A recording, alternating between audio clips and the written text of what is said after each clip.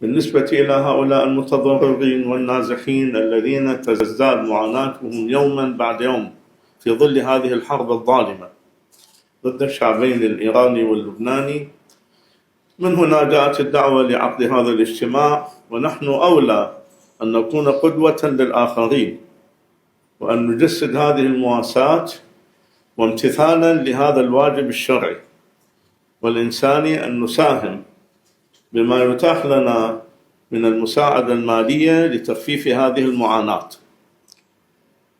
طبعا العتبة هنا ما تزال تهيئ المساعدات المهمة، المساعدات التي هي ضرورية بالنسبة إلى مثل هذه الحالات.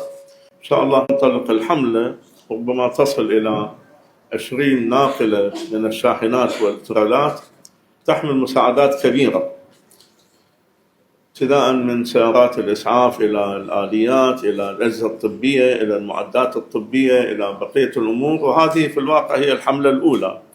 الأخوة بحمد الله تعالى اعتبار من يوم الجمعة شمروا عن سواعد الجد وبذلوا جهود كبيرة، وصرفت أموال طائلة، ربما 2 مليار إلى 3 مليار دينار صرفت في هذه الحملة الأولى. إن شاء الله يوم السبت تنطلق تحمل هذه الأمور المهمة والمساعدات العينية الطبية وغيرها لتخفيف هذه المعاناة. نحن الآن في هذا اليوم دعوناكم للاجتماع لكي يساهم كل واحد منا، ابتداء من خادمكم خادم الإمام الحسين عليه السلام، مساهمة مالية، وندعو الجميع إلى امتثال هذا الواجب الشرعي والإنساني في أن يقدم ما يتاح له من الأموال لتخفيف هذه المعاناة التي يعاني منها هؤلاء المتضررين والنازحين. وإن شاء الله الآن نبدأ كل واحد منا، ابتداء خادمكم إن شاء الله